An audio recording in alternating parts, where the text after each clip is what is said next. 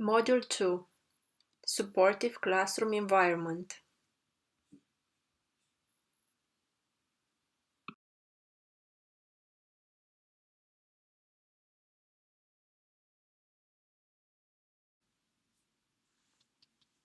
This module starts from the premise that a supportive classroom environment is less about the physical classroom and resources, although these are important too, and more about values and relationships.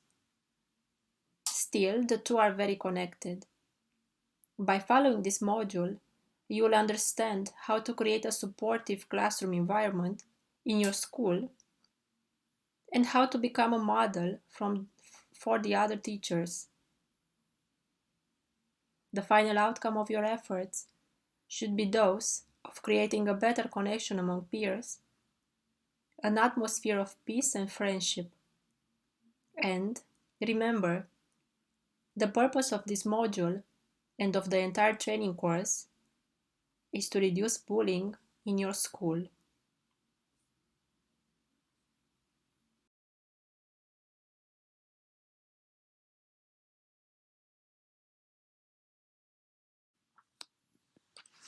Learning Unit A: General Concepts. Subunit A1: What is a supportive classroom environment and how can it be created? Subunit A2: Who are the actors that can be involved? Subunit A3: How to maintain the good results achieved and become a model for the entire school. Learning Unit B: Going deeper into the concepts. Practical examples. Subunit A1: What is a supportive classroom environment and how can it be created? Subunit A2: Who are the actors that can be involved? Subunit A3: How to maintain the good results achieved and become a model for the entire school.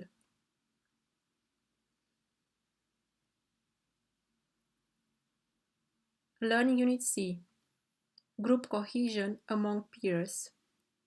A practical approach. Subunit C1: Positive effects of group cohesion on solving conflicts. Subunit C2: Working more on group cohesion.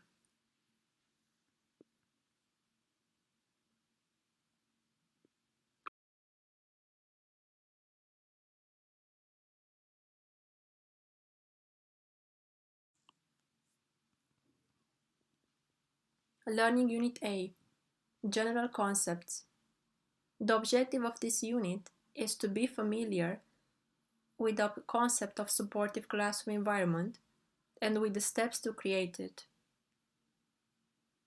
In terms of knowledge, we will find out how to redesign the physical space of the classroom in order to make it more efficient and favorable to learning, and how to engage other actors of the school community. And in terms of skills, better planning, increased creativity, adapting ideas to your own reality.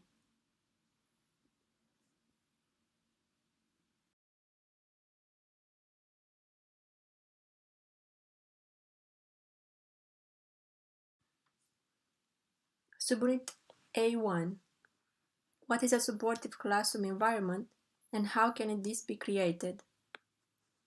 Let's understand first the difference between a classroom environment and a supportive classroom environment. Every environment implies a set of values or beliefs about the people who design the space and those who use it. Classroom environments reflect our values about children, about the act of learning, who is the teacher and who is the student. They are a social construct about the knowledge held by the teachers. For example, tables arranged in rows suggest that the teachers believe the pupils learn best in isolation because they can pay more attention, and so they don't disturb the entire class. Individual work activities are the most to be valued. On the other hand, tables arranged in circles, face to face, or in pairs value more the group work activities and collaboration.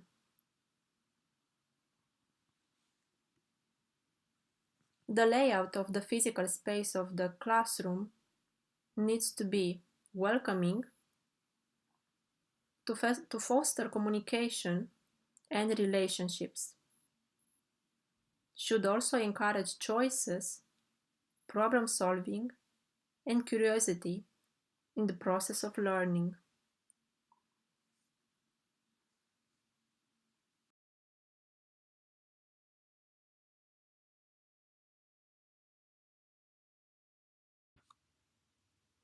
Please take a look at the picture of a traditional classroom design where desks are arranged in a row.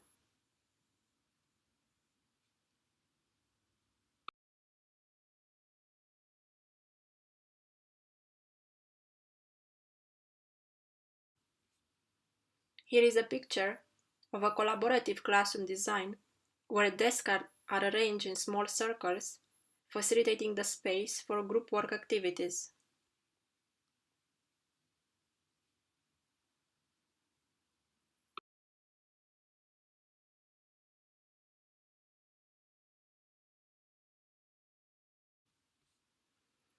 But as I mentioned at the beginning of this course, a supportive classroom environment is much more than just the space and the arrangement of the furniture.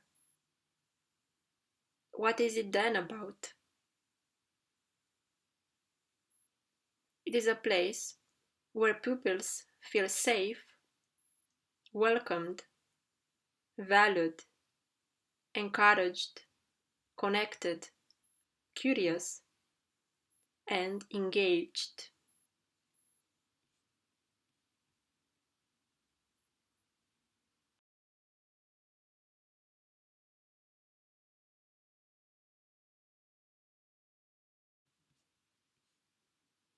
How can this be created? Here are a few steps that you might take into consideration, or at least reflect at. Divide the pupils from your classroom into small groups and give them a few minutes to reflect and talk about how they like their classroom to look like. When they finished, ask them to sit in a circle and share their ideas.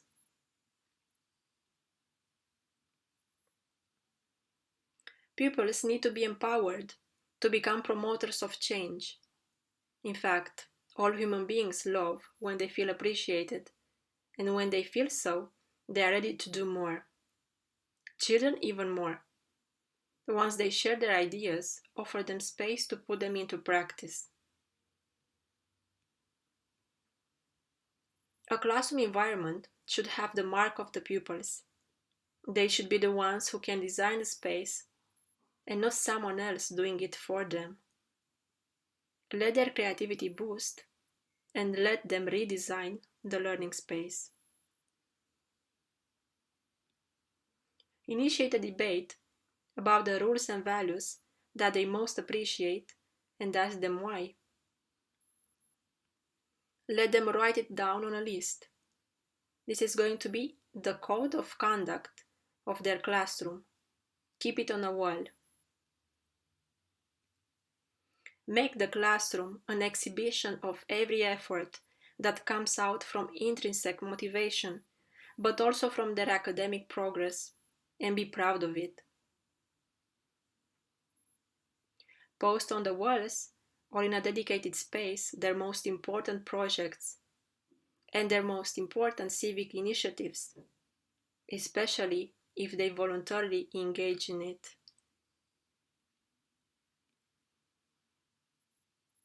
Transform classroom hours and make them more creative. We use what you have at hand and engage more the pupils. For example, use short movies, YouTube, PowerPoint presentations, short games, make them work in teams, engage them in team projects in which they need to explore the nature of the community or certain social problems of the community or their school in order to approach a certain subject or topic, and so on.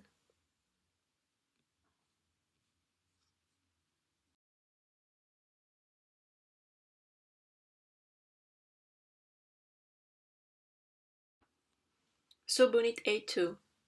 Who are the actors that can be involved? Firstly, the actors that can and should be involved are children themselves.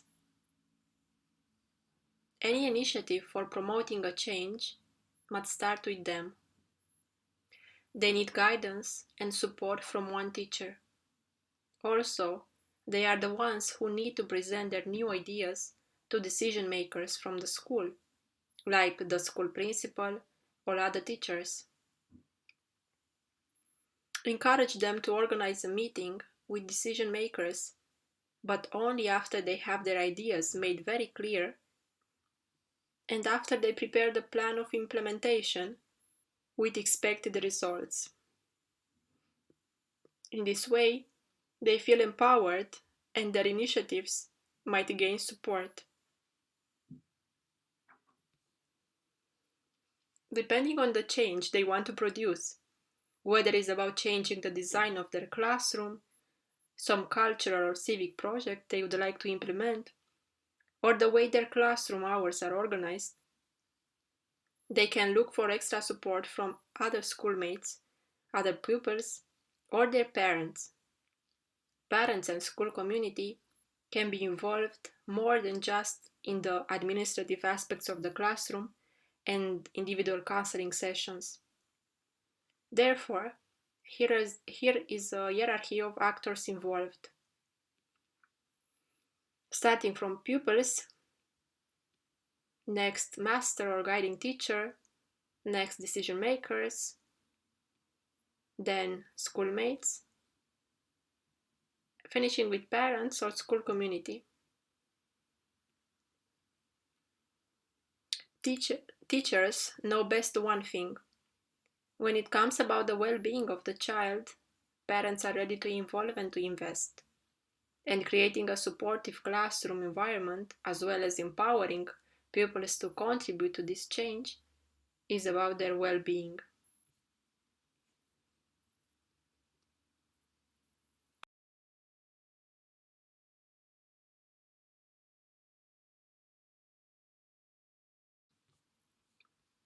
We will go deeper in this aspect in the next lessons by providing detailed steps about how to involve all actors mentioned above. But for now, let's just have in mind a few important things. To create a supportive classroom environment, one needs to bring together the efforts of all actors that create a school community: pupils, teachers, decision makers of the school, parents, and other members of the school community, like police, local NGOs, specialists working in the field of school bullying, volunteers, and so on. There is a hierarchy of involving these actors, but this does not mean that actors cannot be involved simultaneously. One essential aspect to be remembered is that pupils are the first to be engaged, but effective results cannot be achieved if the rest of the actors don't take part in the process. Therefore, take a look again at the actors' involvement chart. Starting from pupils, the first step, to teachers, the second step to decision makers, and then the third step to parents and school community.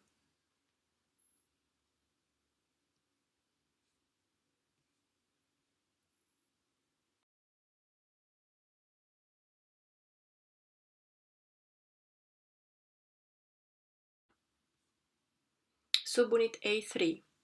How to maintain the good results achieved and become a model for the entire school. Maintaining the expected results implies first to achieve these results. The question is how to obtain good results and how to maintain them. 4 steps are crucial in making this possible. Create a framework in which every 3 months, pupils, together with the teacher who is responsible for the program, will reflect and evaluate the progress achieved. They will rediscuss the values and norms, what went good, what went wrong, and take decisions for improvement. In order to do so, you may use individual anonymous questionnaires together with free discussions, which need to be led in such a way as the pupils will feel encouraged to speak and to share their opinions. Start from the assumption that no answer is wrong and don't look at the way of answering. The students use a jargon that adults are not always ready to accept. But what is important is what kind of message the jargon hides.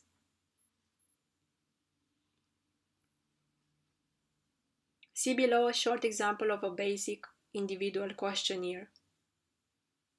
Questionnaires of satisfaction must be very specific. Do not use too broad questions or questions that cover multiple answers.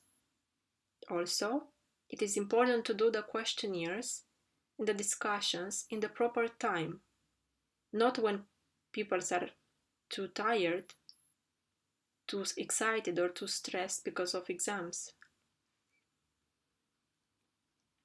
Question number 1. How satisfied are you with the new design of the classroom?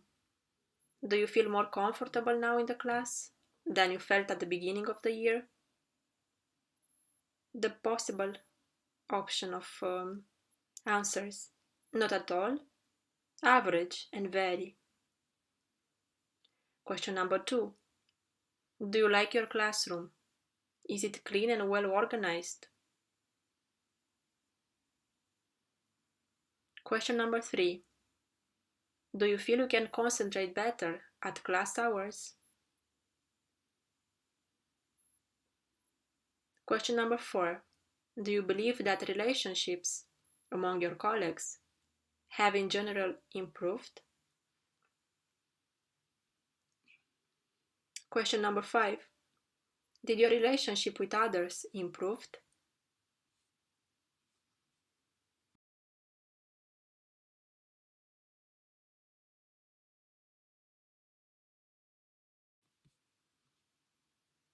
Every end of the year, there must be a dedicated time and space to assess the final results. Once again, pupils and their teacher will do a final evaluation and make the necessary changes to their classroom code of conduct.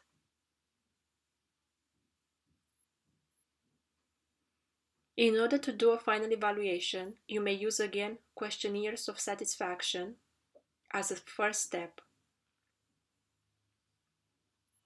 After that, you may start a discussion with the pupils about how they perceive the outcomes starting from the results of the questionnaires. There is a proper moment to reevaluate decisions taken in the past, to go through norms and values, and see what changes they need to make. Changes and effects must be discussed, and once decision taken, they must be written down and posted on the wall. Therefore, the code of conduct will be renewed and published in a visible place in the classroom. Do not forget to let them design it as creative as they like. Pupils must be encouraged to speak up about their results in front of other teachers and pupils of the school. They need support in order to find the proper time in school to do that, and to prepare a dedicated moment to speak about their experience and the results they achieved. They don't have to be forced to do that. There will always be students more engaged, who like to sit in the front and take action, and students who prefer to sit behind. But everybody can have a role and everybody is important. Make sure they understand that. Why is it important that they speak up? Because they need to learn to be proud of their own efforts and of the results they have achieved. In this way, they continue to be motivated. Moreover, in the Learning Unit C, you will discover more about several possible ways to plan with your pupils a special moment in which they will present their project to the rest of the school.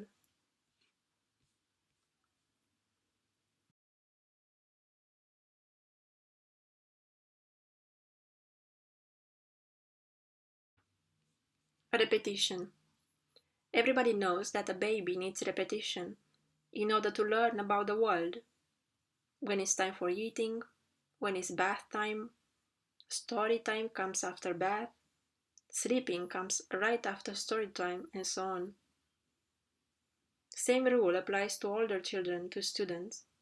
They need repetition to learn about how to put in practice the code of conduct, meaning the norms, the values, the rules that they are creating for themselves.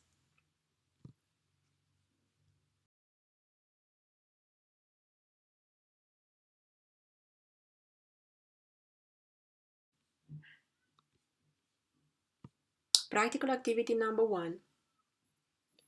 Now it is the moment to discover how to put in practice the theory mentioned above.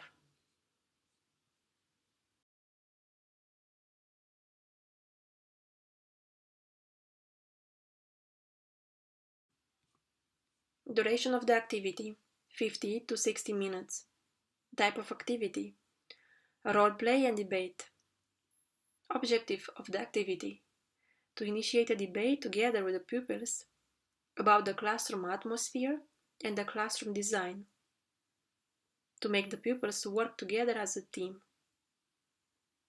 To create group cohesion, stimulate imagination, and having fun. Skills and abilities that pupils can develop: boosting creativity, stimulating communication, improving capacity of planning, develop capacity of distributing the work within a team, teamwork, problem solving, and decision taking.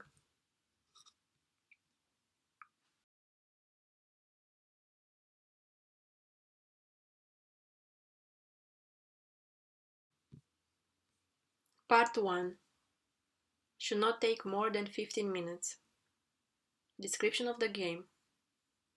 Tell the pupils that you will all play a game in which they will pretend to be architects, interior designers, planners, and project managers. Very briefly, tell them about what is expected from each position. Architects and interior designers are the ones to mentally redesign the space. Planners are responsible with planning the available resources and to establish what other resources are needed, at what costs. Project managers are responsible for dividing the work within the team, for presenting the results, for making sure that the project of redesigning the space is possible. Create in advance little notes on which you write the names of the above job positions. You should have as many paper notes as the number of the pupils from your classroom. Make sure you will not have more than 4 planners and 4 project managers.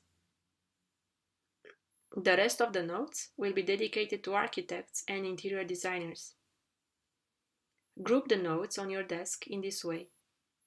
You'll have one group with the architects, another separate one with the interior designers, and so on. Tell to your pupils to come in front one by one to say which role would they like to play and to take a note.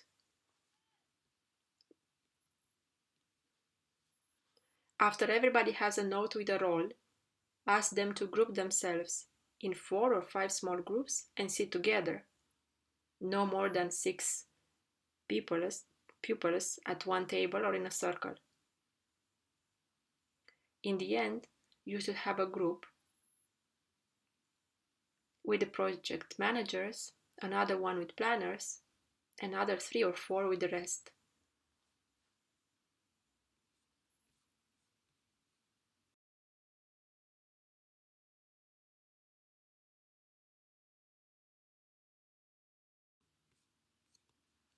Part 2 should not last more than 30 minutes.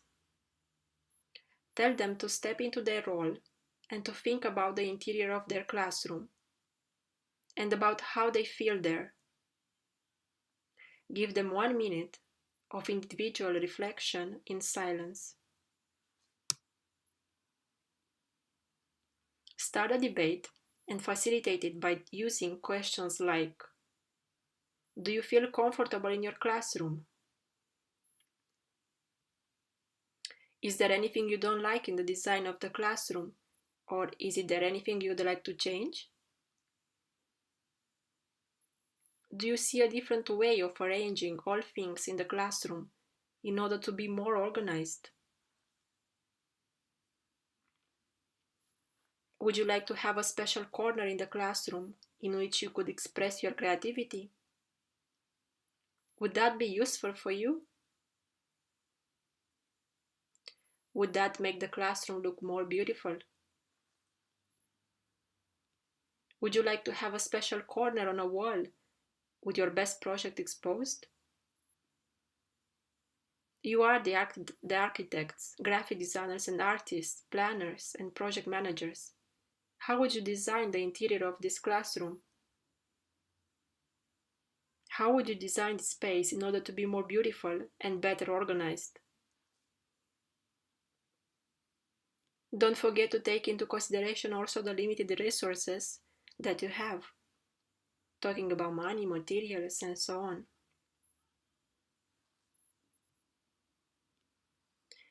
Remember, no answer is wrong, and your role is not to give solutions, but to encourage them to speak and work in teams, and to let them become enthusiastic about the subject. Most important decisions must be written down. Ask one of the pupils to write them on a flip chart paper or on the whiteboard. If they use the whiteboard, make sure to take a photo at the end.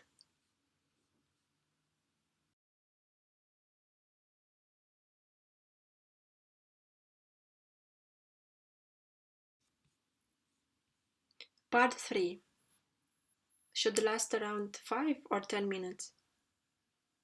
Tell the students that by the next meeting you expect them to continue to discuss, to brainstorm ideas, and to make an action plan of redesigning the classroom.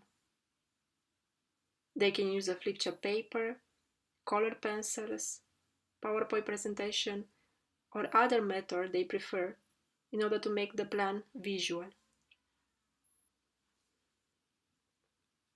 Give them a few instructions about the action plan. Should be creative, and it can include a clear proposal of the reorganizing the classroom, resources that they would need, allocated time to put it into practice, teamwork distribution, who is doing what, and expected results. In the next meeting, they will present their results and discuss possible ways to make it come true. It should be taken into consideration. Approval from the school principal, parents' support, allocated time, when should the work be done, and so on. In the next meeting, they should present the final work.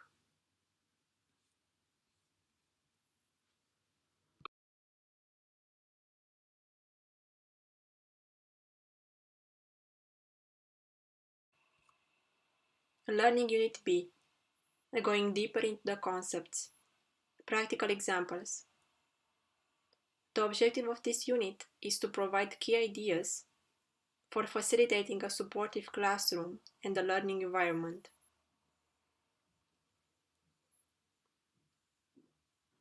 Provide teachers with reflection points on the importance of creating a supportive classroom and a learning environment. In terms of knowledge, this unit is about engaging pupils in creating their own safe and welcoming space of learning, how to build on values, and to teach through relationships, characteristics of the group cohesion. In terms of skills, it is about creating a code of conduct with your own pupils, redesigning the classroom to make it more colorful,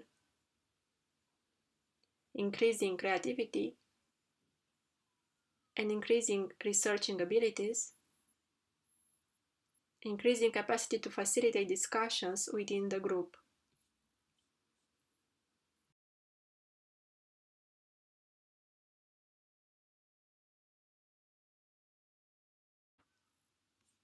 Subunit B1. Step by step. Create a safe and welcoming space in the classroom. In subunit A1, we have talked about what is a supportive classroom environment, while we refer to both the physical and to the way relationship and trust is built among the pupils themselves and among the teachers.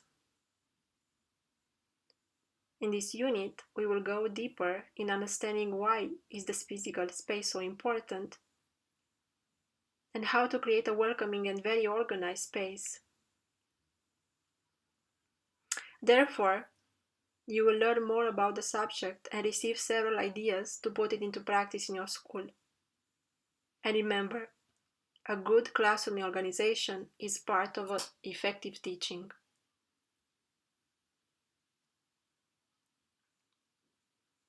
The basic idea that we will stress out in this lesson is that a place where pupils spend most of their daily time must have their own mark. It is empirically demonstrated, but there are also plenty of studies on the subject, that human beings value more what they have when that is a result of their effort, and children even more. Nowadays, in our societies, dominated by consumerism and modern technology, when children are offered more than what they need, there is always the risk that they will value less and less what they receive. Have you ever faced the situation in which pupils make drawings on their desks and make it look dirty short time after the beginning of the school year? Do they behave the same with something they possess as a result of their effort they made?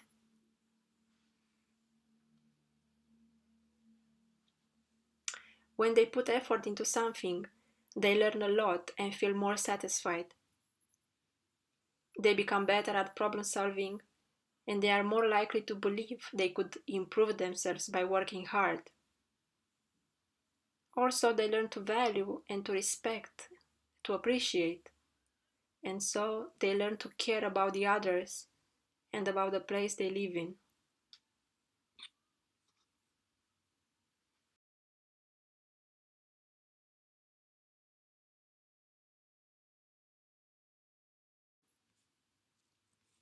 Here are a few steps to make the classroom more friendly, more creative, and to offer pupils a feeling of being safe and welcomed.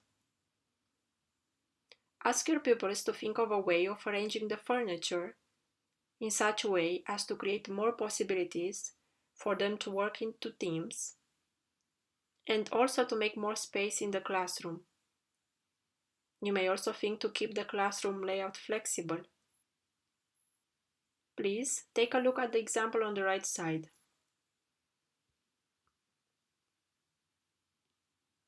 In order to optimize the classroom space, you should take into consideration the following 5 categories: layout, color, walls, light, and the digital spaces.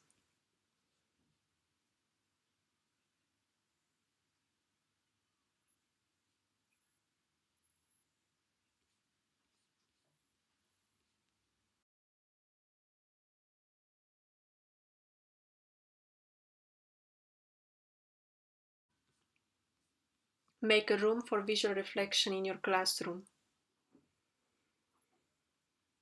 Reflection activities provide students with an opportunity to absorb information more deeply. When reflective learning exercises are displayed visually in the classroom, they help not only for those who share them, but every pupil in your class. There are many other creative templates you can use just by searching the internet. You can choose some, pin them on the wall, and invite pupils to reflect and post their thoughts.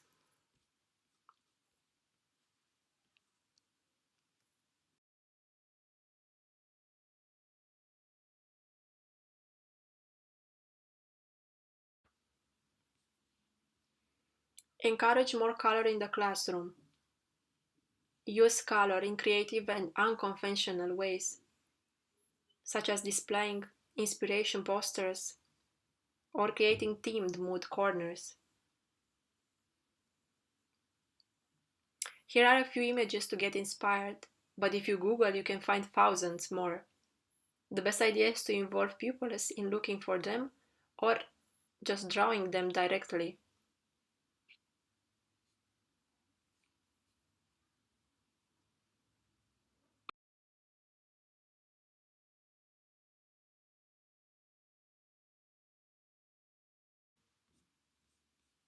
Subunit B2. Step by step, build on values and relationships. First step is to collaborate with pupils to create a code of conduct based on a group agreement in the classroom. What is a group agreement and what is its goal? A group agreement is a part of this code, and it means that pupils together with the teachers should agree on certain rules. The rules apply to everybody, pupils and teachers.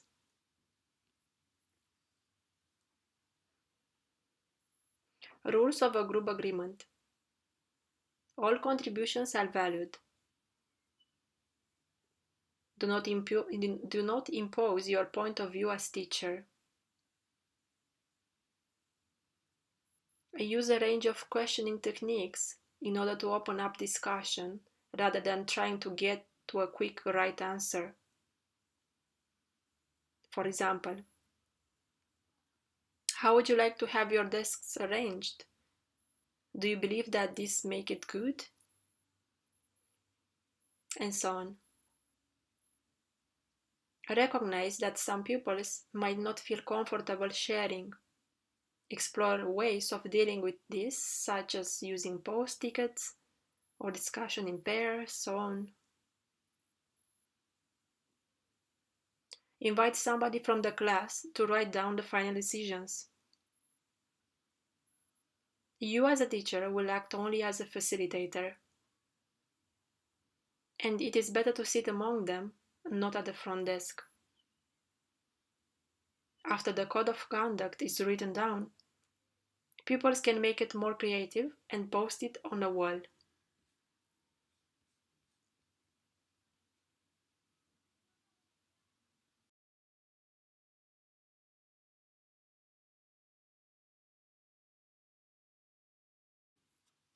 Here are a few examples to have an idea about it.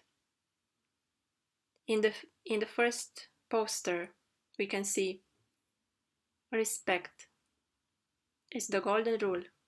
Take turns, play fair, play nicely, cooperate, no teasing, be helpful, follow the rules. Be nice to everyone. Take care. Be kind. Include everyone. Share. Apologize. Use the words please, thank you, excuse me. Be nice. Cheer up. In the second poster, classroom rules poster. We always arrive on time. We listen to the teacher. We raise the hand to speak. We don't shout. We do exercises on the blackboard. We respect our classmates. We keep books in the boxes. We keep the class clean and tidy. In the third poster, growth mindset poster. We grow when things are hard. Be colorful and bold. Believe in yourself. Plant kindness wherever you go. Kindness grows here. Good things take time. Dream higher than the sky. Have courage and be kind. It's your time to bloom. Grow positive thoughts. Stand tall and be strong.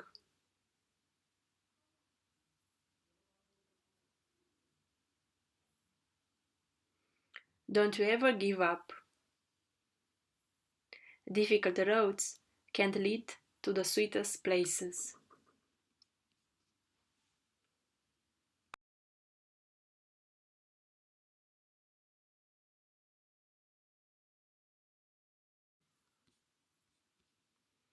The next step is to build on values and relationships.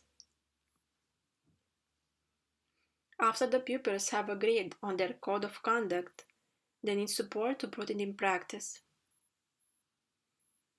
Building on values and relationships means to work on strengthening cohesion among peers, but also among them and their teacher. But this is not something that you teach while telling to your pupils over and over again what they need to do, how they need to behave with each other, or asking them to start every class by reading the code of conduct posted on the wall. Words have less power than example itself. What teacher needs to do is to teach through relationships.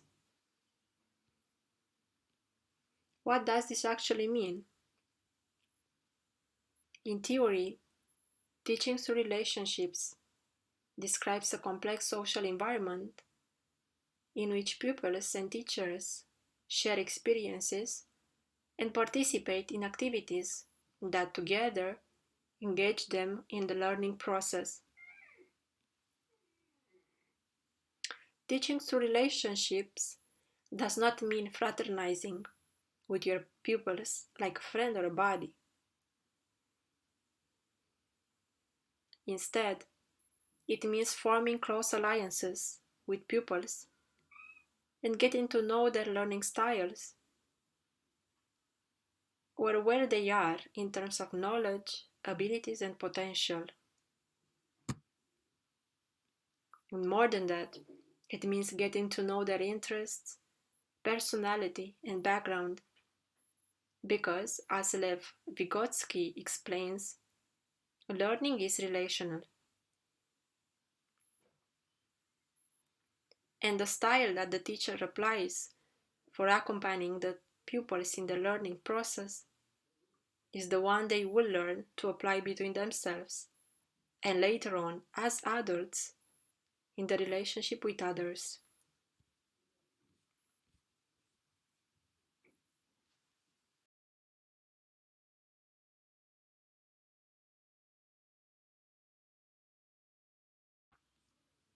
Subunit B3, Group Cohesion, Characteristics. In this learning unit, we will get to understand the theory and concepts that stand behind the group cohesion, while in the next learning unit, we will go deeper into the practical steps on how to implement it in the classroom.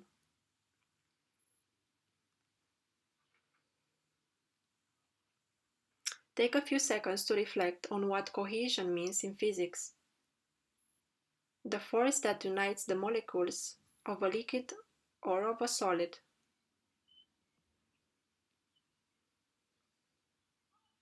If we try to define cohesion, we may say that this is the tendency for a group to be in unity while working towards a goal, or to satisfy the emotional needs of all its members.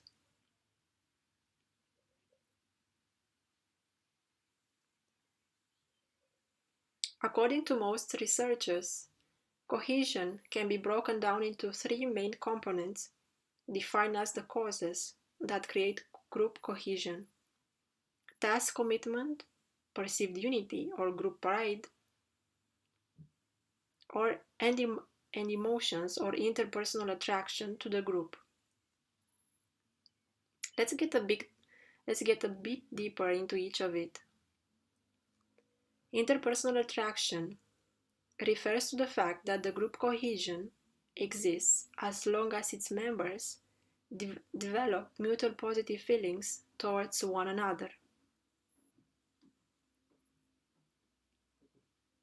I am sure that you as a teacher have already noticed the tendency of pupils to form small, separate groups of interaction in the same classroom.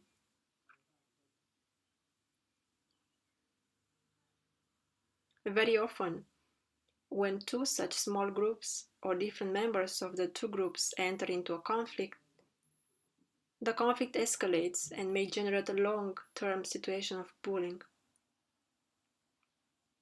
For example, one pupil from one of the two groups becomes ridiculized by the others and gets the negative attention of others as well.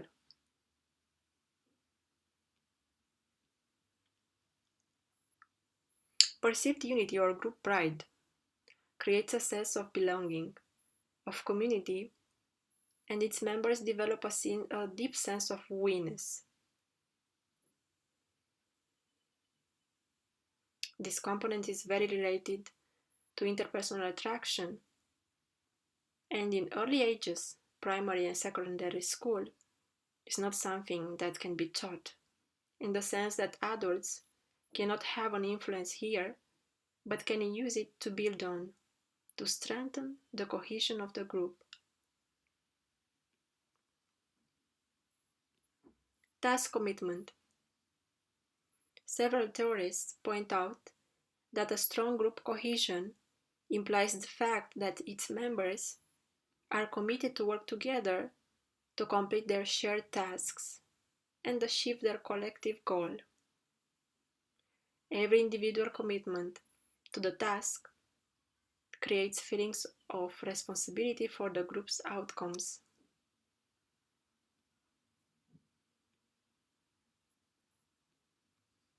Also, the collective commitment to the task has a significant and positive relationship with performance, while group attractiveness and group pride are not significantly related to performance.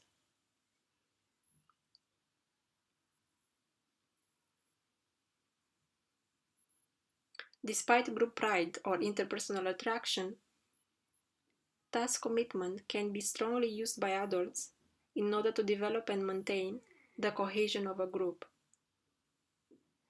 In the sense that, while members of the group are encouraged to work together to achieve a goal, they can develop also feelings of group pride and even interpersonal attraction.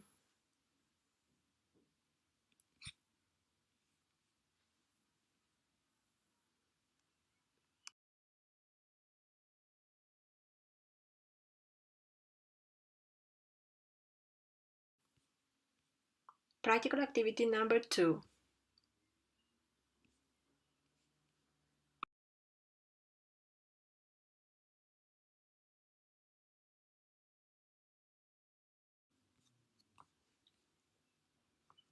Duration of the activity, 50 to 60 minutes.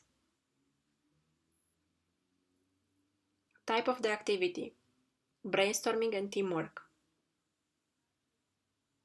Objective of the activity, to create a code of conduct or a group agreement based on what pupils value the most for themselves and for the others. To make pupils work together in a team. To create group cohesion using task commitment, stimulating perceived unity and interpersonal attraction.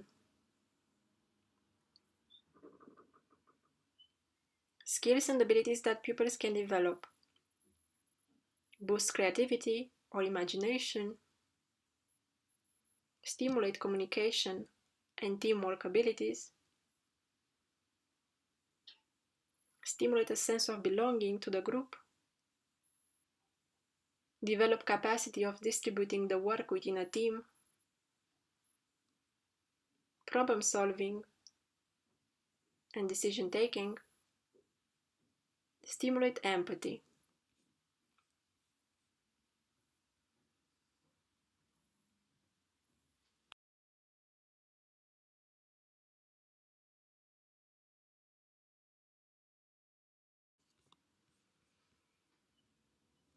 Description of the activity. Ask your pupils to reflect individually, few minutes, on values and relationships. You can write down on the whiteboard or a flip chart few questions to guide them. Examples of questions that might guide them are: what is the most important for you, for each of you, when you join a new group?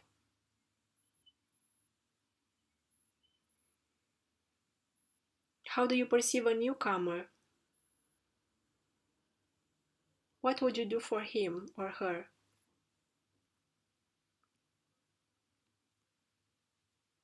Divide the pupils in small teams of 4 or 5 members and ask them to share among themselves their opinions. Give them about 5 to 10 minutes for this task.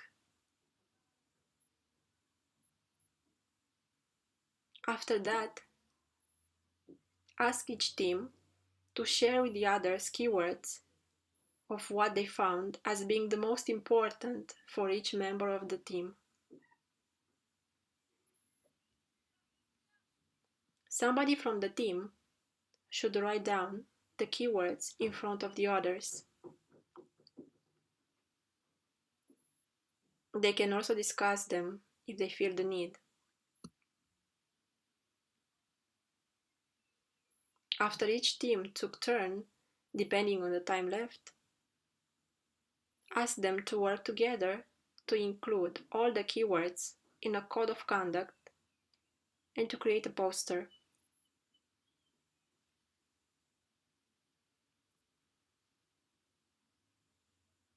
They can also finalize it by the next hour session, when they will have the possibility to present it also in front of the others, all these little projects, and to vote the best looking one.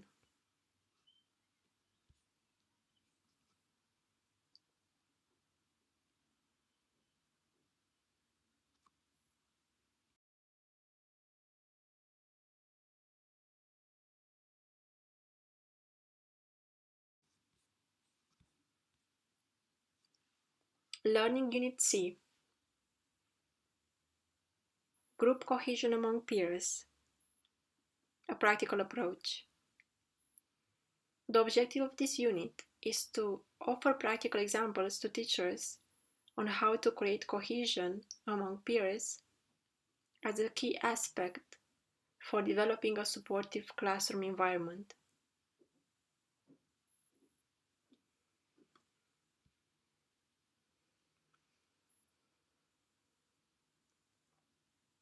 In terms of knowledge, to have better comprehension about the relation between group cohesion and the appearance of conflicts within a group.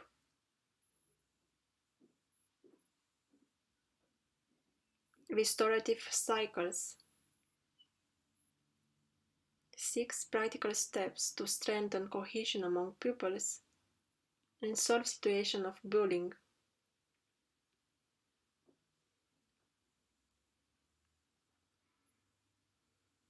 And in terms of skills, increase capacity to identify key figures within the group, to distribute work in a team according to people's strength,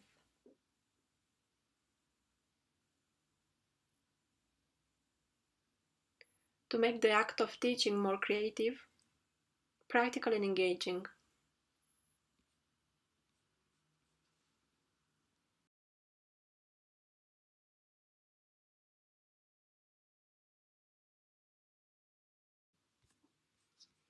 Subunit C1. Positive effects of group cohesion on solving conflicts. Here are the characteristics of cooperative groups, which is facilitated by cohesion and shared goals. More effective communication. A friendlier group atmosphere. A stronger individual desire to work on group tasks. A stronger commitment to the group. Greater division of labor. Greater coordination of efforts.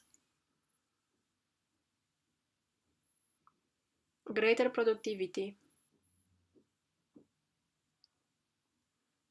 Increased trust and development of lasting agreements.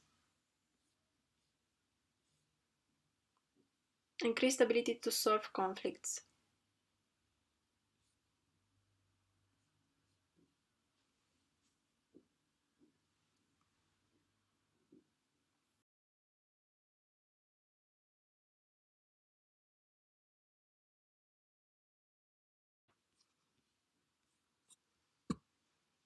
Understanding the positive effects of a strong group cohesion leads to understanding the necessity for it in each classroom in order to solve situations of conflict or bullying.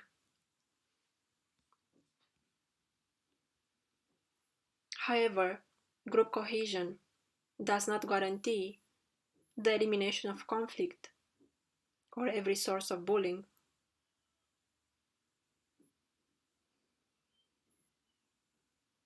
There is always space for situations in which informal leaders face divergent opinions or when a newcomer disturbs the cohesion of a group. This is why one of the things that a teacher should do when trying to stimulate and strengthen the cohesion among pupils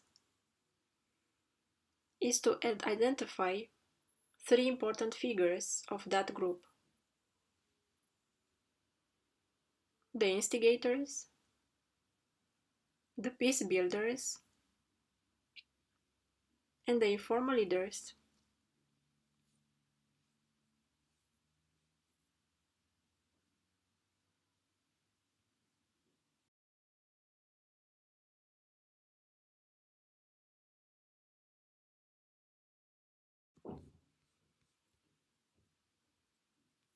Who are the 3 figures exactly, and how and why is important to identify them?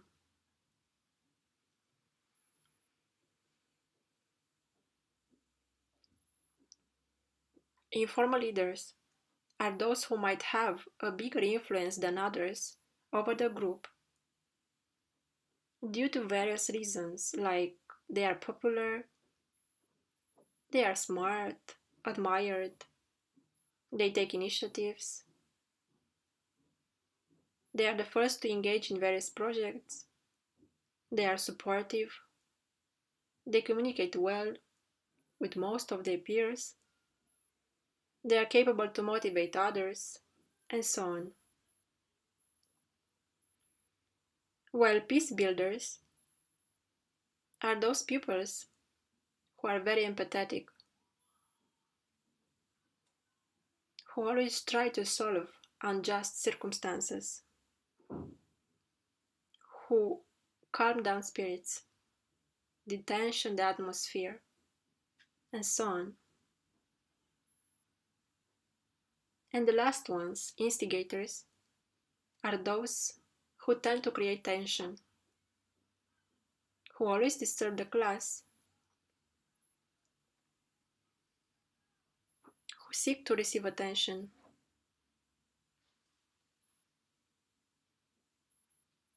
who try to find few allies for their actions, who might bully the weak ones, and so on. A very important aspect to be remembered here is that those figures are not necessarily the ones identified with good pupils, with good marks, informal leaders or peace builders, and bad pupils, the ones with bad marks, the instigators. We are taking into consideration only the profile of those pupils, their temper, personality, and not their school performance. This doesn't matter.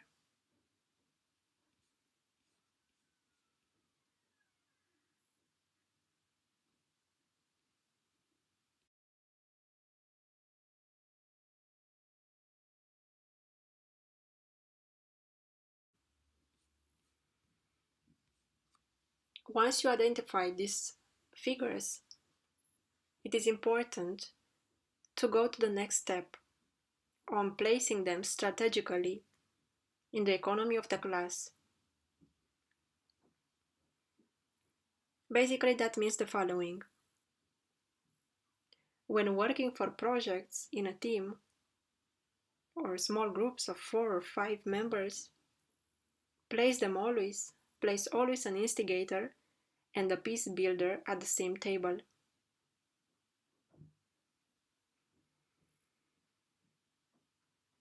An informal leader may join a group in which are placed each of the other two,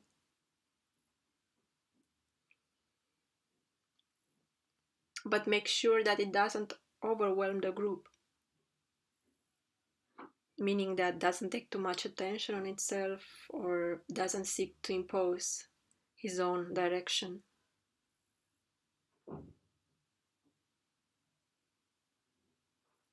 Teach relationships. Try to understand better their personality in order to know who is best at what, their abilities, strengths,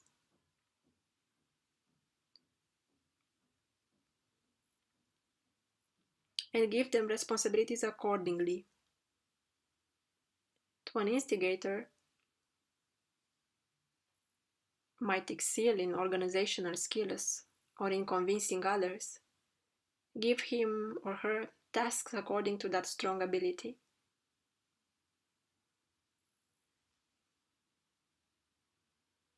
When working in pairs, never place an instigator with a pupil that tends to be bullied often.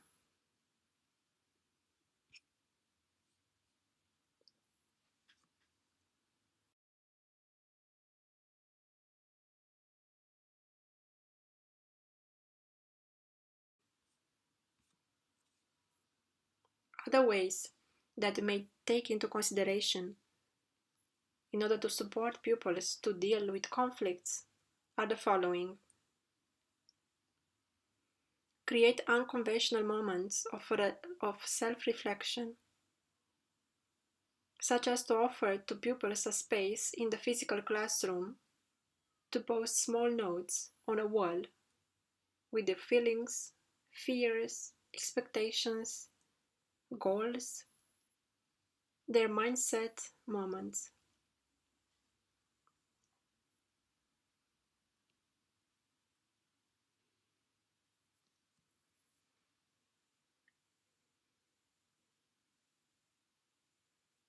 Create a regular moment to have group discussions under the facilitation of the teacher, following the method of restorative cycles. In restorative cycles, our participating teacher and or the school counselor or another person who knows or practiced before this method, together with pupils who bully and others who are bullied. Other pupils may join with two conditions. One, if they were affected in any way by the situation. And two, if there is a balanced number of those who support the bully one and those who support the bullied.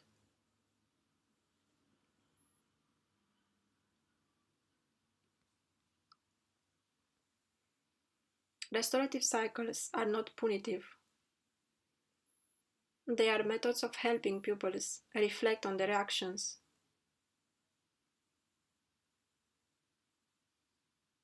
Facilitate a space for them to talk to each other and understand the other, to put themselves in the other's shoes, and should not be larger than 8 people in the circle.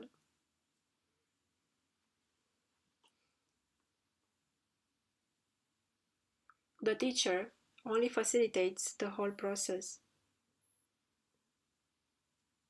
does not conclude, nor punishes, and does not take sides.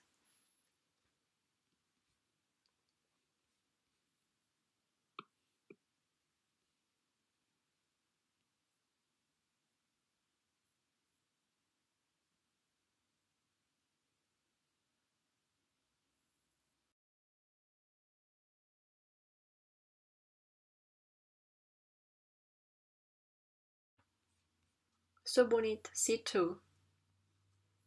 Working more on group cohesion. We have demonstrated already the benefits of a strong group cohesion and the impact on creating a supportive classroom environment.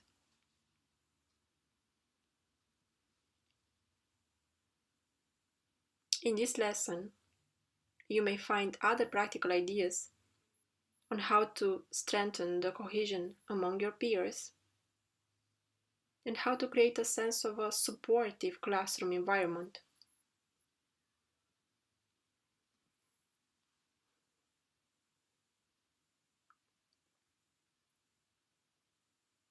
One, keep a classroom diary by filming a video or doing a photo collage during one school year.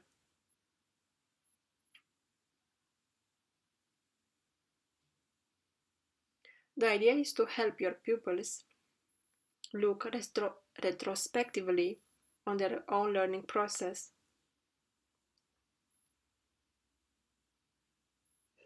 If you use the video method, you may ask them questions like, who has helped you learn something this week? What is the most exciting thing you learned from this experience? And so on.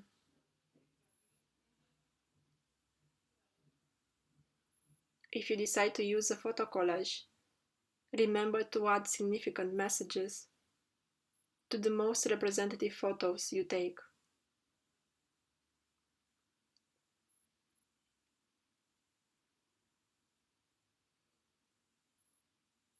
Take a special moment at the end of the year to enjoy together the result.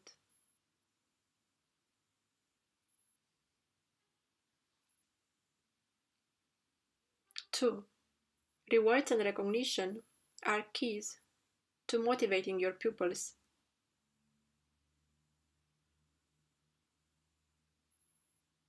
Rewarding achievements visually in your classroom give them an incentive to continue doing the great work and others to follow.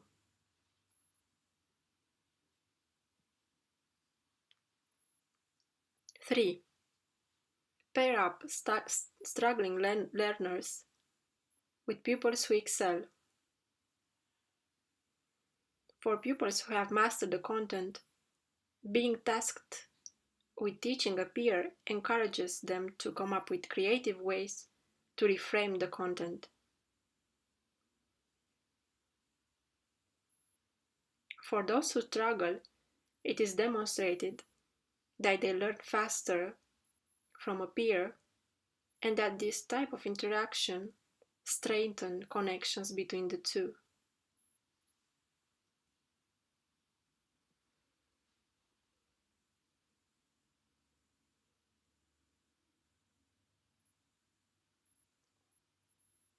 Four, introduce unconventional learning materials.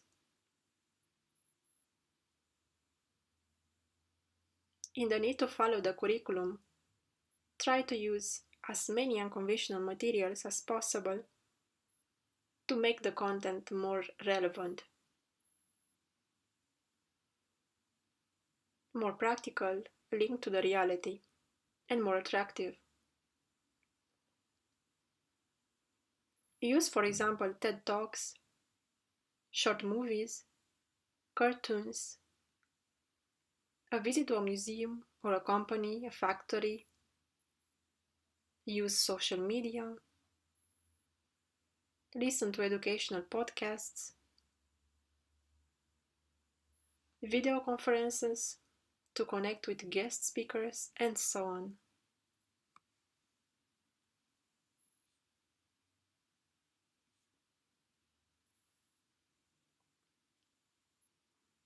Five, team building exercises or projects or non-formal activities.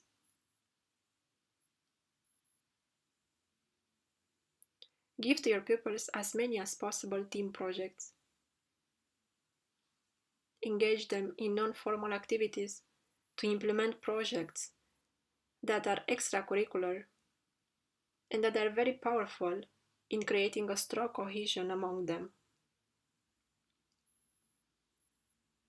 Explore more this subject by following Module 8 of this training course, Creation of a Non-Formal and Informal Environment in the School, in order to strengthen cohesion among peers.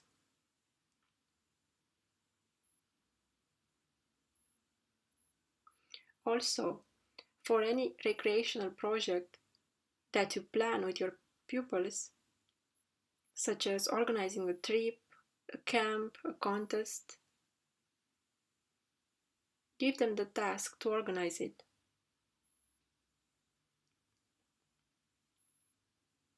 Encourage them to work as a team and plan every detail, from budget to thematic activities.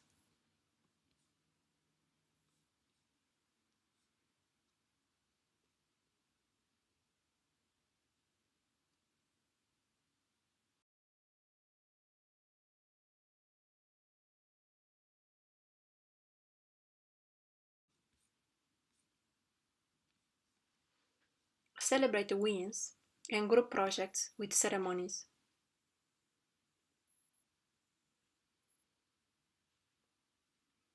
Give the chance to your pupils to feel a great pride in their achievements by allowing them to plan a victory ceremony. Don't plan it yourself for them. Let them think about it and plan it. Depending on the context or the thematic of their projects, you may consider to organize a pride moment with a special occasion like International Education Day, International Day of Students, International Day of Non-Formal Education, Earth Day, Halloween, Christmas, summer ceremonies, open gates, days of the school, and so on.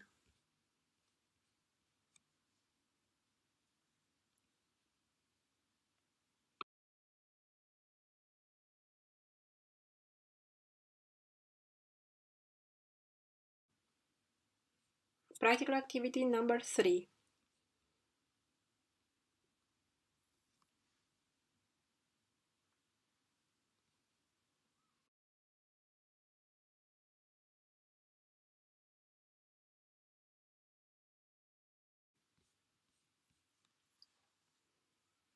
Duration of the activity 90 minutes. Type of the activity teamwork. Objective of the activity to plan a trip, a camp, or a ceremony for the end of the semester or the year. To make the pupils work together in teams and to develop their organizational, planning, and communications abilities.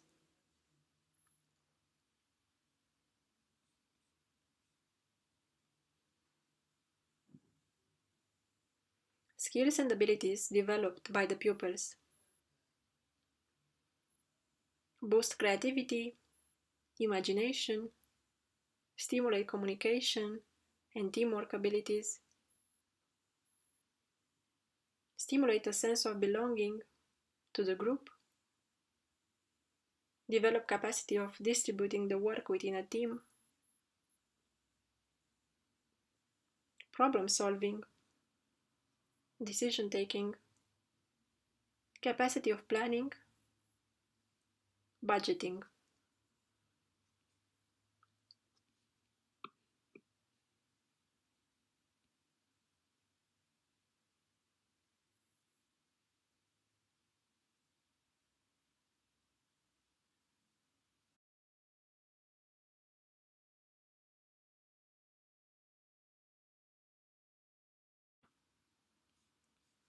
Description of the activity. If you plan to organize during the school year a trip of one day or a camp or a simple ceremony with your pupils, this is the perfect moment to dedicate on planning it. Give these tasks to your pupils and see what comes out. You might be very surprised. Don't plan it yourself together with their parents. Let them work on it, and after that, you can present the results to the parents and take together a final decision.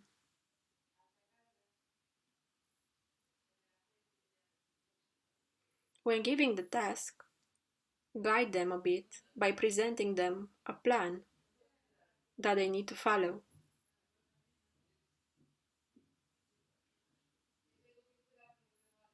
Make sure that they can visualize it on a flip chart paper or on a blackboard, whiteboard. It could be possible that their plan will not be perfect at first, but after they will receive your feedback, they will have the chance to improve it.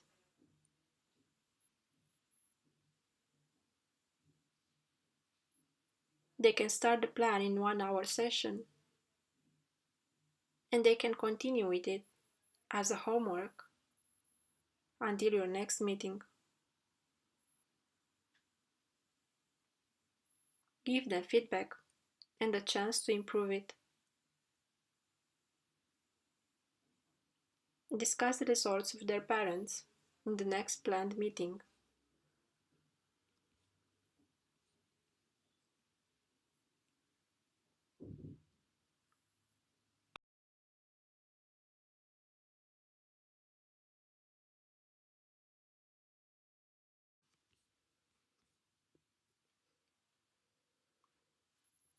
Here is an example.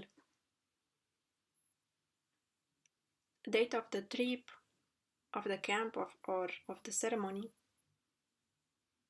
Make sure that does not interfere with exams or other important days of the school year. Location. Take into consideration also the weather, transport. Take into consideration a minimum number of participants, accommodation. Seek for best 3 options that balance quality price. Meals. Take into consideration the allergies or the food preferences of the group.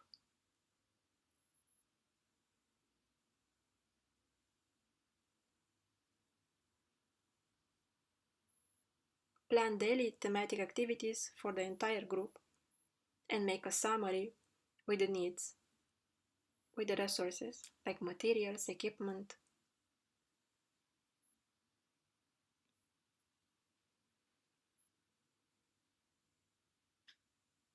Make a research and see what can be seen, visited in the area.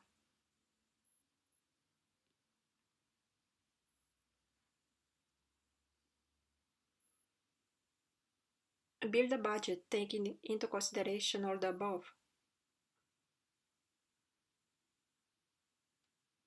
Important advice. When you look for a price, search on the internet, give phone calls, and see if you can receive discounts for groups. Negotiate prices for meals. Look for special offers. And divide the entire amount per person and see how much would that cost. Check who cannot participate because of the costs. What can you do to solve the situation? Can you rebudget or cut some costs? Can you organize a fundraising in your school? Come up with some ideas.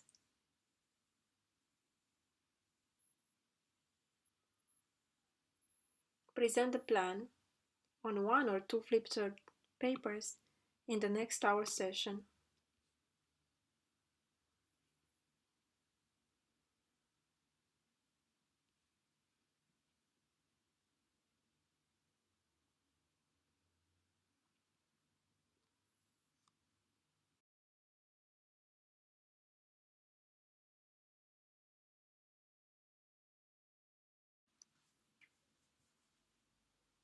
Congratulations for finishing Module 2.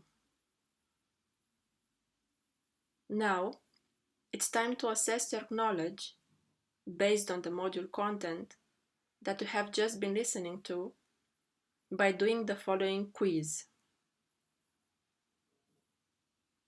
Read each question and choose the right answer, A, B, or C.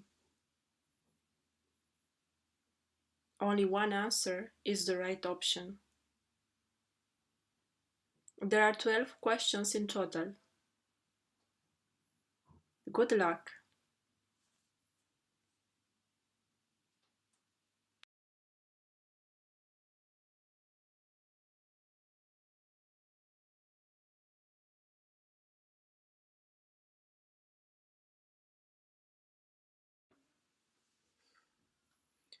Thank you for watching. Hope you have enjoyed.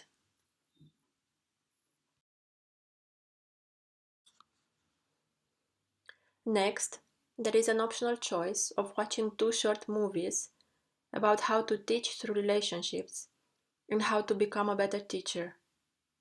Enjoy!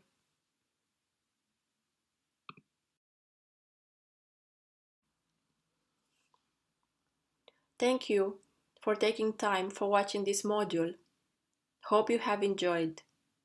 Next, there is an optional choice of watching 2 short movies about how to teach through relationships and how to become a better teacher. Enjoy!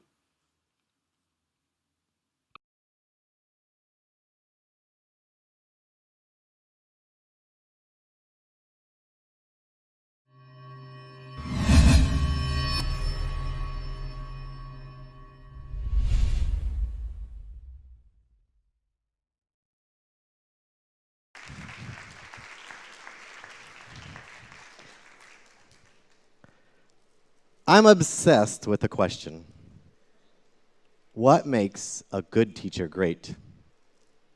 I've collected 26,000 responses to this question in 8 different schools, from the poor schools in Los Angeles to suburban schools in Texas to elite private schools abroad. And after 24 years of teaching students, I'm still perplexed by this question. Today, I'm going to teach you the lessons I learned from those thousands of students and learn what I found out from them if we just listen to students. The thing about it is that during my time of asking kids this question, I realized that we don't ask this question for a particular reason. Schools are afraid. Based on fear, they don't really want to know what kids think, partially because they don't think kids will take it serious. I'm going to share with you one of the most profound quotes, answers to this question that I ever received. Now, I know what you're thinking. Doesn't this prove my point? Great teachers eat apples. When I first saw this, I dismissed it as silliness. But it appeared again and again. So I thought there's got to be something to this. But what are they trying to tell me? So one day I decided I would start eating apples. I ate them in the morning, at lunch, during class, in the hall. Kids began to give me apples. They'd see me eating them and say, "You're eating an apple." I know.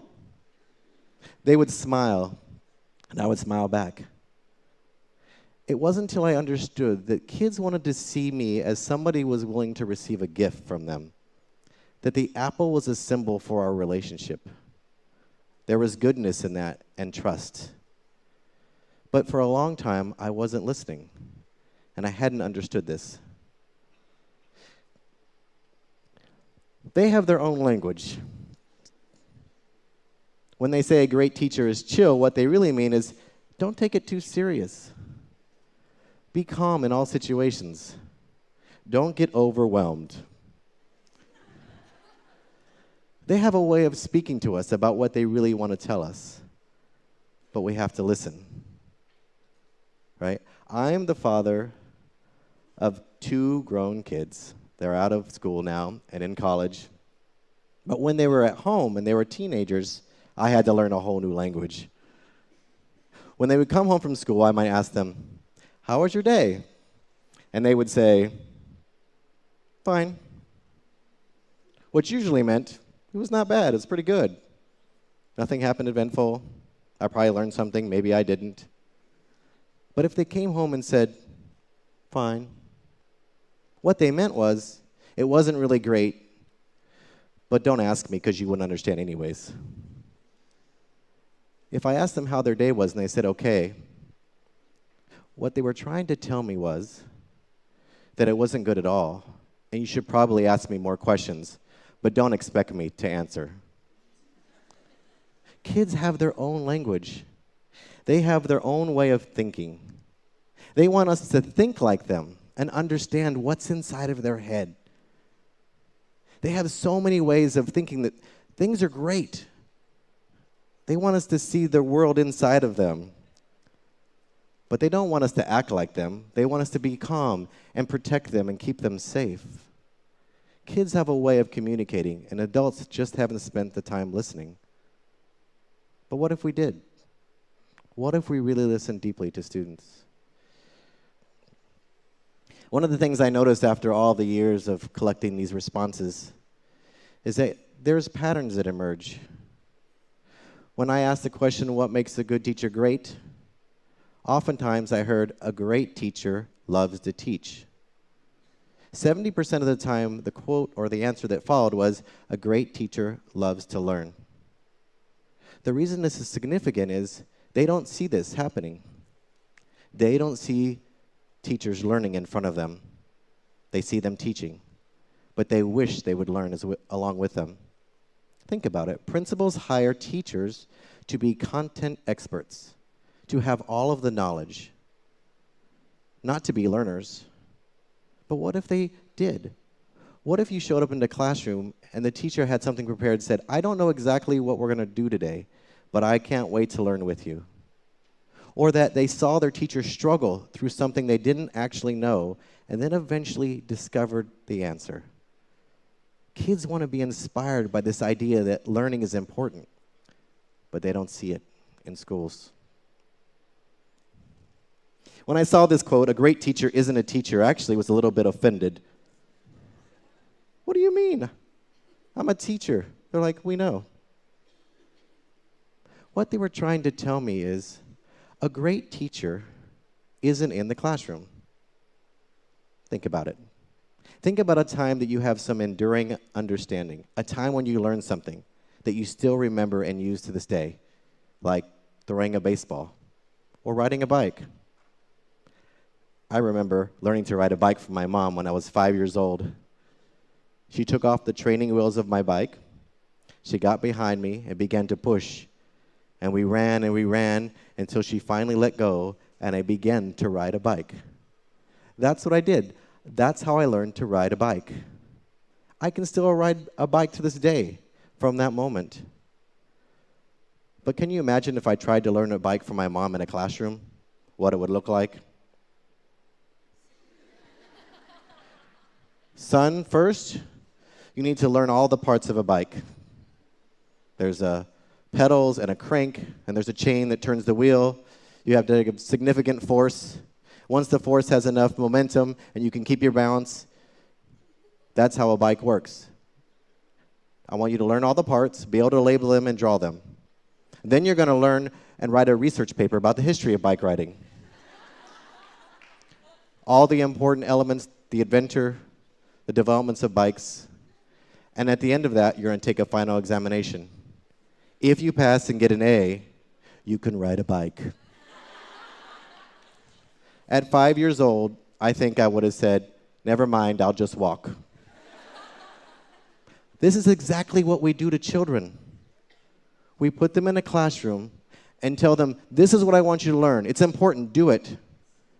And kids know that it's not true, that we don't really value learning this way. So no wonder they're disruptive or bored or disengaged. Kids want us to be teachers that aren't teachers. I want to tell you a story about Yvette. A great teacher understands that they have a life outside of school. They really do. They want us to know that their life in school is way more different than the life outside of school. I just thought, well, how hard is your life? Your job is to do school. My job is to teach. Yvette was a tough student. She was feisty, and she had an infamous reputation. She walked around with a jacket to prove it.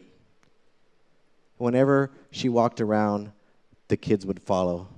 She would come in and sit in the front row and lean just so she could make eye contact to intimidate me. She would call me Mister and not even use my full name.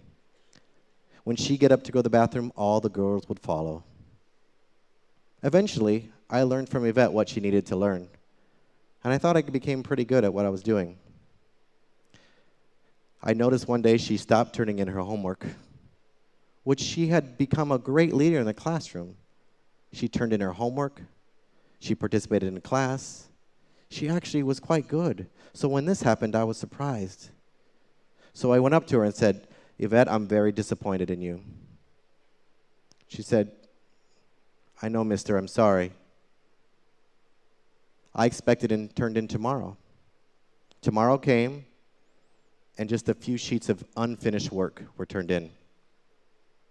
I also went up to her and said, Yvette, this is disappointing.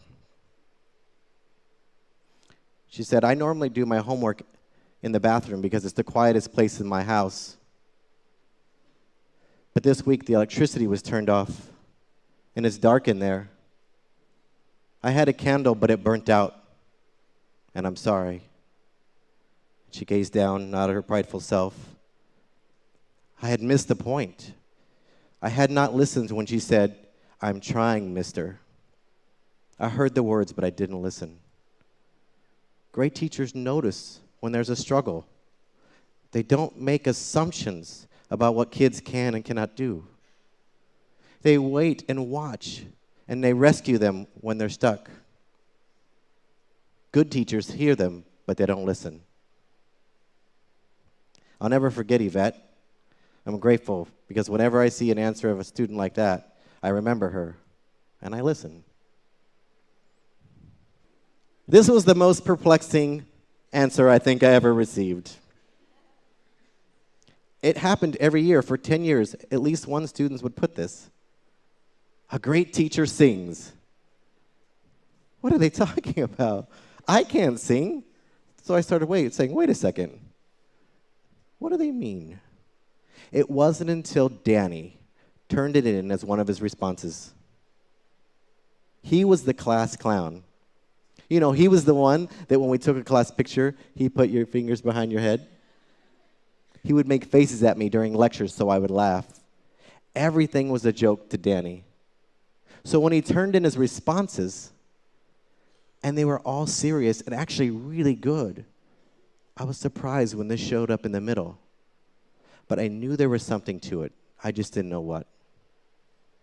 So the next day, I put the agenda on the board, listing all the activities of the day, the expectations, and the homework. And instead of actually reading them, very seriously, I sang. In operatic style, big as I could. The eyes of the students were wide, their mouths dropped. But you know what happened? At the end of that, I expected pointing and laughing. But the classroom erupted in cheers and applause. There was a standing ovation. I could not believe it. At the end of class, they walked out, gave me high fives and handshakes, and here came Danny. He walked in, and he leaned in and patted me on the shoulder and said, I told you a great teacher sings.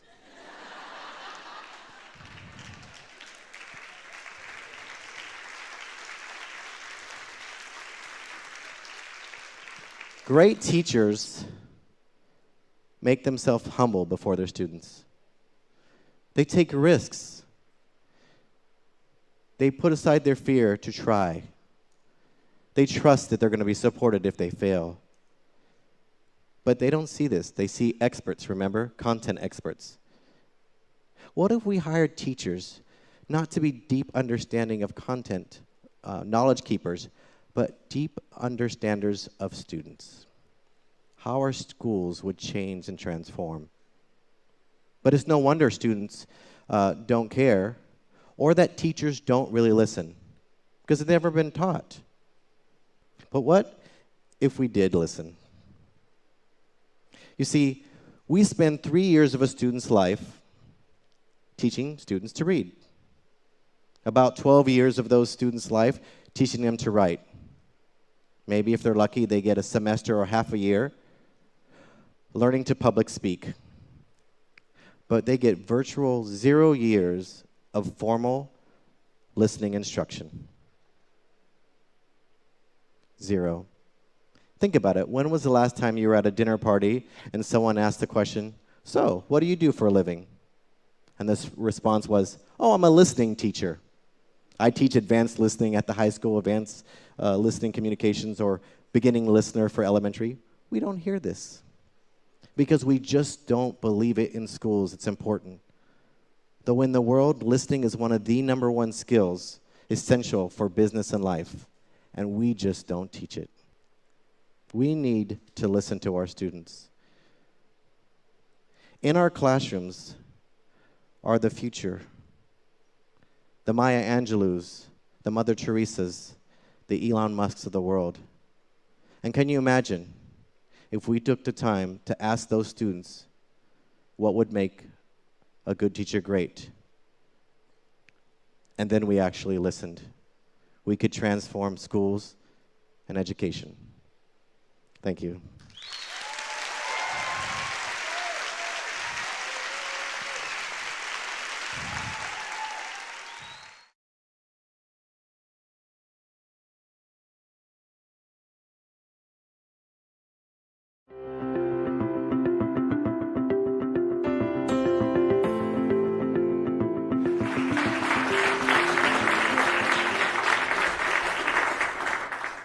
I have one of the best jobs in the world because I get to work with people who are fun, funny, energetic, creative, and insightful. And they happen to be 14 to 18 years of age. I really do think kids keep a person young. And I think that's probably why when I'm in the presence of adults, I sometimes don't know how to act, so you'll forgive me. So, inspiring the students of the future. What really works? 37 years of teaching experience have taught me that two things are needed: research-based teaching techniques and relationship.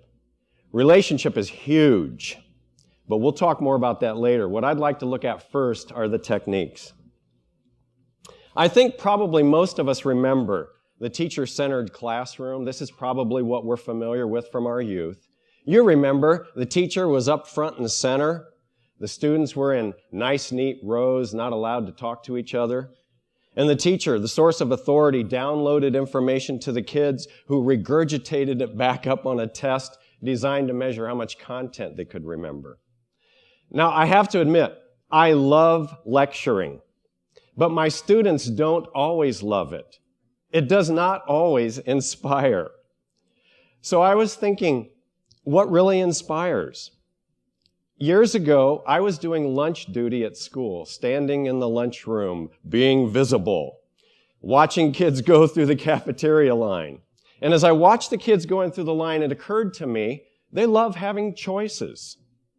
And so I said to myself, maybe that would work in the classroom. Let the kids have choices. And so that's what I did. I converted my classroom to a situation where student choice was a big part of the room, along with 4 other C's: collaboration, communication, critical thinking, and creativity. Actually, over 10 years ago, the National Education Association identified those last 4 C's on the list as essential 21st century skills that kids should learn, and I agree wholeheartedly. I've added choice to the top of the list, not as a skill for kids to learn, but rather as a characteristic of the classroom. By choice, I mean a situation where many learning activities are available to students, designed to meet the many diverse learning styles that they have. And the kids love it as much as they love choices in the cafeteria. Now, I think we're made for learning this way. Imagine our early hominid ancestors out looking for food. Don't you know that finding and tracking that woolly mammoth required critical thinking and problem solving? It definitely required collaboration, teamwork. I mean, you wouldn't want to do this by yourself. No way. And collaboration required communication. And then I imagine those people sitting around the campfire at night, reliving the adventures of the day's hunt. They must have had smiles on their faces when they were retelling the story of the hunt. And I know they smiled when they put those cave paintings up on the wall, because creativity is a uniquely human, pleasurable, satisfying activity. So I believe our brains are wired for the 5 C's. And since they're wired for the 5 C's, that authentic learning will happen when kids are allowed to engage in the 5 C's. And not just learning, but I think kids will enjoy a classroom setup like this and even be inspired in this way. Now, this requires a classroom setup based on the 5 C's requires a shift from a teacher-centered classroom to a student-centered classroom. And this requires the teacher to remove him or herself from front and center, becoming more of a guide on the side rather than a sage on the stage. But this opens up opportunities to not merely teach, but to coach, to mentor, to nurture, and inspire. And that's why I love it so much. Now, time out. It's important for me to mention these are not my original ideas. I stand on the shoulders of giants. Remember Plutarch? He said it a long time ago. The mind is not a vessel that needs filling, but wood that needs igniting. And more recently, Albert Einstein, education is not the learning of facts, but the training of the mind to think. All right, you're going to have to bear with me. I'm going to get real goosebumply for a minute. One of the absolute most exciting moments of my life, my professional life, was meeting Albert Einstein just a few years ago. Changed my life bumping into him in that wax museum. What a moment it was. So I stand on the shoulders of giants. Giants like Montessori and Piaget. And Dr. Sam Postlethwaite, who was doing a lot of these things in his biology classes at Purdue University back in the 1960s. I'm a product of the Purdue biology department. That's where I fell in love with biology. I stand on the shoulders of giants like Tom Watts and Steve Randack, who were doing this back in the 1970s in their high school biology classes. I stand on the shoulders of many giants called elementary school teachers and special ed teachers. So I'm a product of all of those mentors. So collaboration, communication, critical thinking, creativity, and student choice. What's it look like? If I could just share with you briefly the experiences that I've tried with this. I've taken my 9th grade biology classes and divided the school year up into 2 to 3 week units. At the beginning of each unit, the students are given a menu of all the smorgasbord activities that are available on the menu.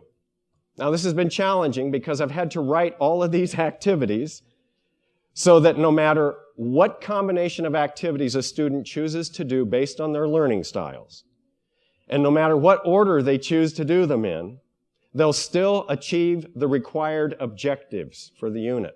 It's been fun. It's been a challenge. But the kids love it. They love having the choice. And there are many times when they forget that I'm even in the room, and that's okay.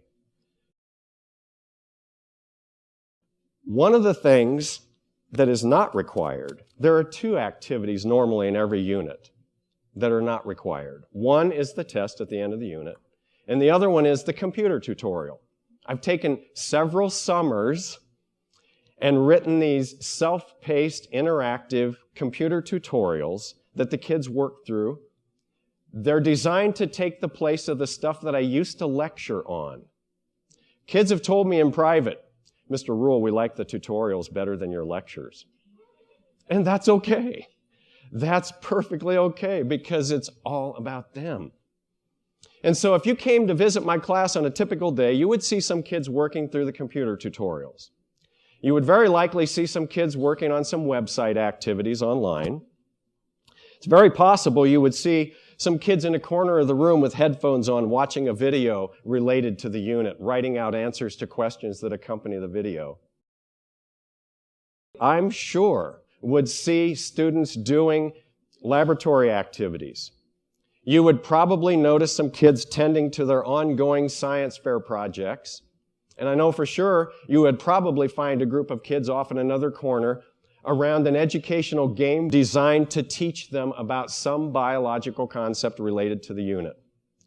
And you would likely see some kids doing some hands-on, minds-on simulations, learning about some other biological phenomena. I know you would see some kids off in a corner filling out what are called reflection sheets that are designed to get them to think about their learning, self-evaluate their efforts, take past knowledge and connect it to new knowledge. And there's one other activity on the menu that a lot of kids really enjoy. It's called arts and entertainment. It's on the menu in every unit. And this is where the students take any concept they've learned in the unit and at home develop some kind of a project presentation and then present it to the rest of the class on the last day of the unit. Arts and entertainment. Has to be non-traditional. It's only limited by their imagination. So they can come in and perform a song, a skit, present a movie, present a model that they've built, poetry, any non-traditional way of demonstrating their knowledge of something they've learned in the unit. For example, these 2 young ladies in our biochemistry unit took it upon themselves to build a model of a chlorophyll molecule using gumdrops to represent the atoms. These two young ladies, they're sisters. They happen to decide to demonstrate in a very creative way the fact that they each inherited half of their genes from mom and half of their genes from dad. Gotta love them. This method of teaching, for me, I have found, 37 years experience, is not only effective, but it's fun because it allows me to sit down with small groups of students while I'm team teaching with that fleet of 10 computers. It gives me the opportunity to sit down with a group of 2, 3, or 4, or 5 kids and respond to questions that they initiate. It allows me the opportunity to listen to their thinking. And teachers, when you do this, if you do this, the whole situation creates somewhat of a teacher paradox.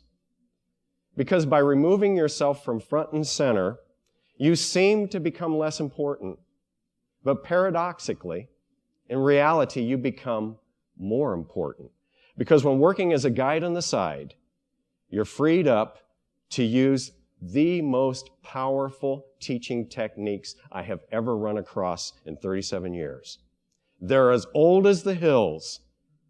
It doesn't matter what techniques are used, these two always work. I'm talking about two loves. First, the teacher's love for the subject and passion for the subject. And secondly, the teacher's genuine love for the kids. First, let's talk about the passion. You know what I remember about 3rd grade? I remember Jenny on the bus. I'm not kidding. 3rd grade. No, the thing I remember most about the classroom in 3rd grade is I remember our teacher every day after lunch would read to us for 10 to 15 minutes. She would read to us Tom Sawyer. What an adventure. Oh, we had black and white TV, we had cartoons on TV, but this was different. It was obvious to us that Miss Hershey loved reading and she was passionate about reading to us. Tom Sawyer, what an adventure. At the end of the 10-minute reading period, I couldn't wait until the next day to find out what would happen to Tom and his friends. I don't know if Miss Hershey realized it or not. I should have written her a letter a long time ago. She inspired me to be a reader. But you see, she wasn't saddled with state-mandated standards and state-mandated high-stakes standardized testing. And so she was free to teach and inspire. I'll never forget her. She means the world to me. I should have written her a long time ago. Then for that other love, teachers' love for the kids. If there are any teachers in the audience, don't get nervous. I'm not talking about warm, fuzzy, emotional love. I'm talking about genuine, decisional, put the other person first kind of love. It motivates. It inspires in a powerful way. I'm talking about the kind of love that C.S. Lewis wrote about it in his book, The Four Loves. He described it as agape love, the highest level of love known, a self-sacrificial kind of love, a love that's passionately committed to the well-being of the other. This kind of love is not always emotional, but it is always decisional. So teachers, great news. This means you can love your kids even when they're not likable. Does that ever happen? Because this kind of love is not emotional, it's decisional, and it motivates and inspires in a powerful way, and it's as old as the hills. So teachers, an airtight lesson plan is important. A well-organized, consistent discipline plan is important. effective use of technology is important. The standards are important, but please don't let them stifle your creativity. All these things are important. But what the kids are going to remember most of all is you. Don't forget that sixth C, caring. That is the most effective, most powerful, most inspiring way of teaching, getting their attention, motivating them, inspiring them. What they're going to remember most is that you look them in the eye and ask them about their extracurricular activities and their part-time jobs. What they're going to remember most is that you just asked them in the hall how they were doing. What they're going to remember most is that you worked really hard in the first couple weeks of school to learn their names in the first couple days. What they're going to remember most is that you went to their athletic events and their concerts. What they're going to remember most is that you led the class in loud, off-key choruses of happy birthday. What they're going to remember most is that when they made the newspaper, you put their newspaper clippings up on the wall in the classroom, and you told them to autograph them. And you told them to do that so that someday when their autographs were worth lots of money, it would fund your retirement.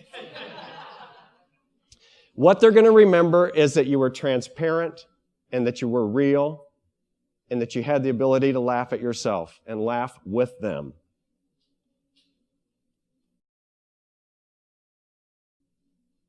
So what's really important? How do we motivate? How do we inspire? Allow kids to involve themselves in the classroom in student choice, collaboration, communication, critical thinking, and creativity. But don't forget that sixth C. It's probably the most important one because the greatest of these is love. Thank you.